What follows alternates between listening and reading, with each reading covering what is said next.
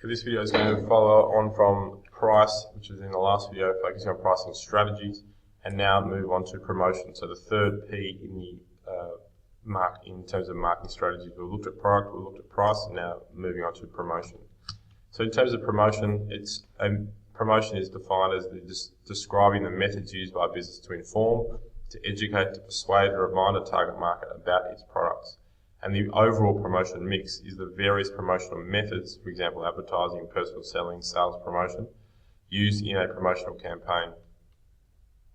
So generally businesses do not use just one type of promotion, and they will engage in a promotion mix and have a range of promotion strategies to promote their product.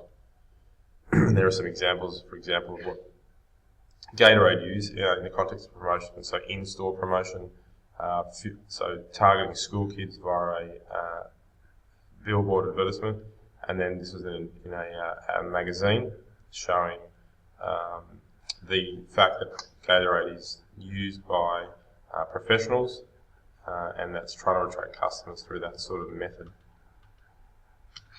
Okay, so we've got, in terms of promotion, 4 types: advertising, personal selling and relationship marketing, sales promotions, and publicity and PR.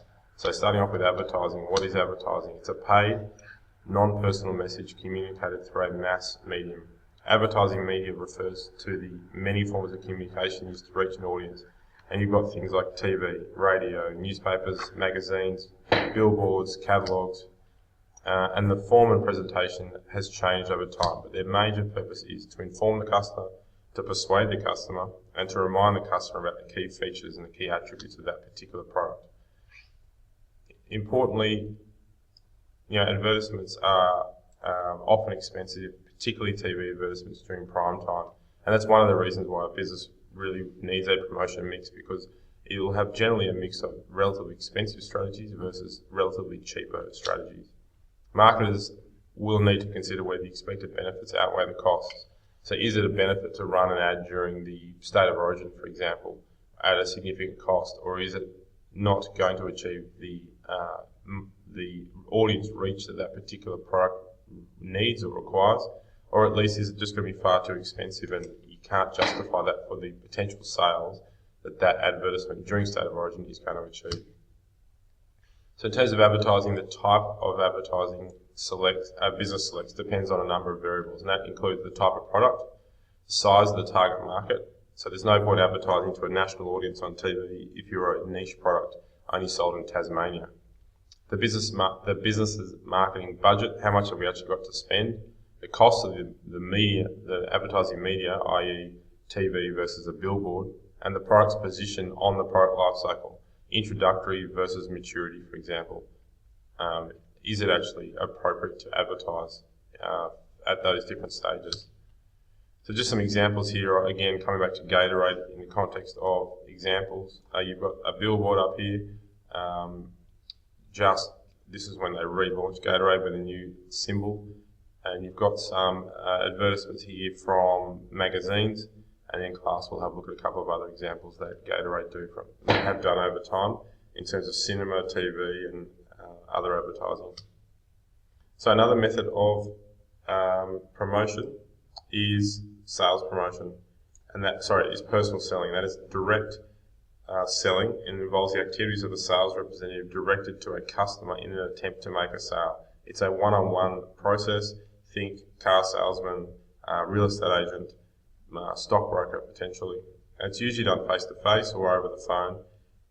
A major advantage is the personalised nature of it and the expertise that can be provided by the individual doing the selling, but a clear disadvantage is the cost. It's a one-on-one, so you're having to pay the wage, for example, of an individual to interact with a customer, and for that reason it's often this personal selling is done or works best in an area where the product that's been purchased is relatively high cost. So houses, for example, for real estate agents, cars for car salesmen. Relationship marketing goes hand in hand with personal selling. It's the development of those long-term, cost-effective relationships with your customer. Think about those businesses I've just referred to, so real estate agents. Yes, they're trying to sell your house now, or they're trying to sell a house to you. They're also trying to develop a relationship with you so that the next time you go and sell your house, you go back to them and you use them again. The next time you go and buy a car, for example, you have had a good experience at Hunter Holden, and you go back and buy your next car from them as well, and they've established a relationship with you, the customer. Okay, and I'll give you some examples there, and another example might be Qantas Frequent Flyer, for example. They're trying to build a relationship with you, the customer, over time. A further method of promotion is sales promotion. Okay, so this is activities or materials as direct inducements to customers, using those activities or materials. And you can see here Gatorade, a bit of a giveaway that they had at one point as a method of sales promotion. And it's an attempt to sell more products. It's generally what we refer to as below the line promotions. The promotional activities are mostly designed and developed in-house by the business itself, and they include things like exhibitions, for example, putting on a display, point of sale material, demonstrations, so having potentially sporting stars come and demonstrating and then drinking Gatorade as part of that. Running competitions, free samples, think about McDonald's, how they put vouchers and things like that in your mail. Domino's do the same, Pizza Hut do the same. Coupons, 2 for 1 at Subway, for example, or banners on that websites and ringtones as well. And it's used when the target market is specific and easily identified, and it's as a relatively cost-effective form of promotion. So lastly, we've got publicity and PR. Publicity and PR are slightly different. But publicity is any free news story about a business's products, whereas PR are those activities aimed at creating and maintaining favourable relations between a business and its customer. And they do really go hand in hand. And it's the role of the PR department to create and maintain favourable relationships between the business and its stakeholders. So it's really all about building relationships with your customer. Now the problem is sometimes those relationships can be sort of manufactured and sometimes they can't. You see up here the Today Show at Disneyland, I think it was. That is effectively some publicity. Actually that's more public relations, sorry. They were, did a couple of days of their episodes at Disneyland, and here you've got a photo of Israel Folau, a young Wallaby fan at a fan signing day. Again, it's about building relationships with your customer. In this sense, the customer is the young boy and potentially his parents. And how do you do that? Well, by interacting in that example with your hero, with a celebrity.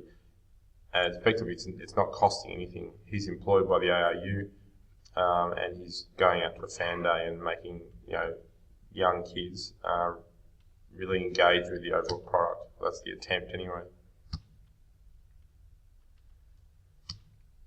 Okay, in terms of publicity and PR, 4 main ways in which PR activities can assist the business to achieve its objective. Firstly, promoting a positive image. Hopefully those images are positive. And I've got BP up here. We'll look at the negative connotations of PR as well. Effective communication of message, issues, monitoring, so protecting sales by providing early earning of public trends that could affect the business's sales, and then crisis management. So Qantas has had to do a lot of crisis management in relation to public relations when they sacked their 5,000 workers, because there was a lot of complaining coming from the unions, and that was an important part of their public relations exercise. Okay, that's it in terms of the promotion mix.